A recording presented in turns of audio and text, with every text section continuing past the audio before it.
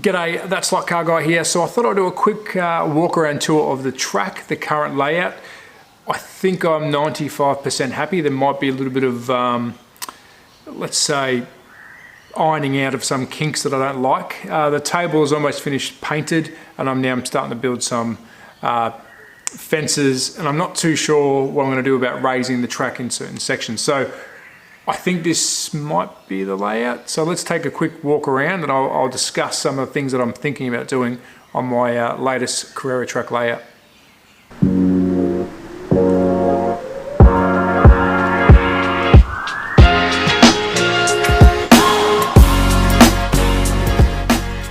So welcome to my track, and as you can see I'm standing on the outside. It's going to be very raw, a little bit messy, so apologies, but there's the overall shot of the track and we'll walk through it together.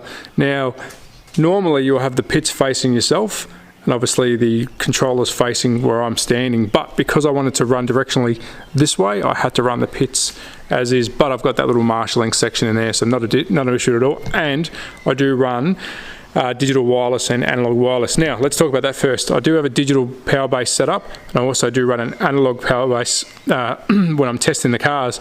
I am waiting for my crossover switch box so I can just run this setup analog and digital, so I'm not changing in and out. Then I can start screwing the track down so it doesn't separate, because you will see throughout the video a lot of separation. So let's start from the start. So I'm going to start from pit straight, so into the pits, and it's not a bad sized pit, and I will finish off with some more building shortly and some scenery. And just for you at home, I'm running magnetic racing pit buildings. These were fun, really fun to make, and they just look so realistic. And I'm not the most artistic person, but if you check out their website magneticracing.com, you'll see some of these painted up like realistic buildings. So off we go down the straight. There's your pit exit, separating wall from the curve, which we'll chat to first. And here's our first digital crossover, and as I said, you can see separation in the track. That will be sorted when the final product's done. So there's our first crossover. So coming out of the pits, if you're not happy with the inside lane, there's your chance to change. Now into this quick right-hander. Now as you can see, I've got some fencing running up there now. Now that's a very tight corner. If you go too fast, you will hit that side wall, and we'll take a closer look at that in the tick. That's some magnetic racing grandstands. They're really good as well, and I will have them placed around the track once I'm very happy with the layout. So through the street course look fencing into your first major bend, and again you can see there's a lot of painting that needs to be finished. This needs to be raised and sort out the fencing, and some gaps need to be filled because I'm cutting my own borders in wood because the Carrera ones are very expensive. So we come around a nice bend, nice little kink here, it tightens us just a fraction, into another quick kink.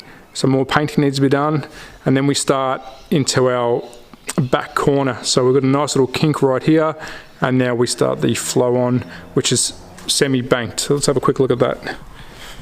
So as you can see, it is, and I will have all this permanently fixed once I'm happy with the radius. And then off we go through this fast section. Now I've got a single change over here, which I'm not sure if I'm going to keep that. Maybe I should put another double there. I think I should get rid of all singles. And then off we go into this back section, which this will be raised ever so slightly, and they'll continue its radius through this little back end. You can see some fencing that I'm making, which will eventually set up on the track. And I'll fill those voids in, plus do some painting. So very raw into this nice banked last section. Now these aren't banked pieces, I'm just raising them just enough to get the traction to the back tyre so you're not come shooting off. As you can see, a little bit more separation, but I'm going to screw this still down once it's done into this very fast back straight. Now coming off this corner, I'm going to have to get this right, because as you can see I've got some wood that's sitting there right now that will need to be changed and flattened out, because you do literally use all this part of the track, and I know it will fence off the side. So it's a nice long back straight. So let's take that now.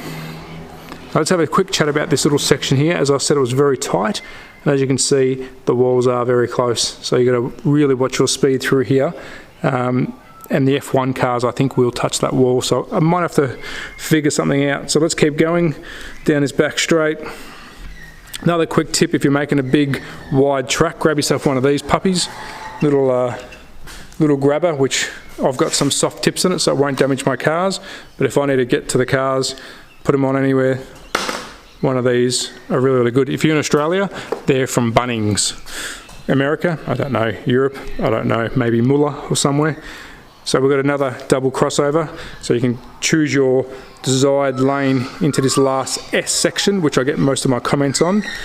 And this is banked slightly, not too much, but it is banked slightly, because I find without a banking you are shooting off in all directions, and I wanted to have this complete flow around into this little curve and then back out again. And that's banked in little different sections there, so I'm pretty happy with that. Now this is where another part of the track I'm not too sure of, this crossover being right here. The reason it's there is because I do have the pits just around the corner, and there's not really a good spot to do this anywhere else, so I may change that. So crossover into this nice sweeper. And another part of discussion is this bit of track over here. So let me just run around and jump into this little section. As you can see, we've come around this back corner. Now this used to cut straight through and then run down directly into the track and then back around again, but there was no room for me to move in here if it's dead straight. I'm not the biggest guy, but I still can't fit in. So this is still under discussion, this section here. It does flow very nicely, but you are wiping off some speed and then into that back straight. So would love your comments on what you think I should do here. And actually overall, I love the comments on what you think I should do about this track.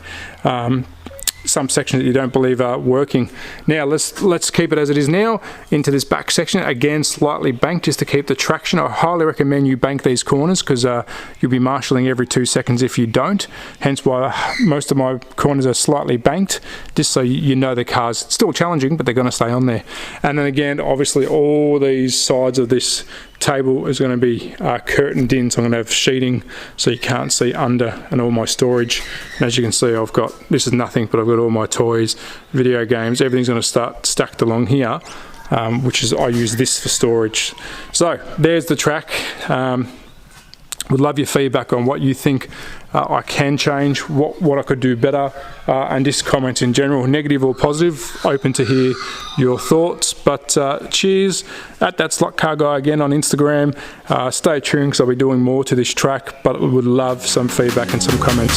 So take care. Ciao. Bye.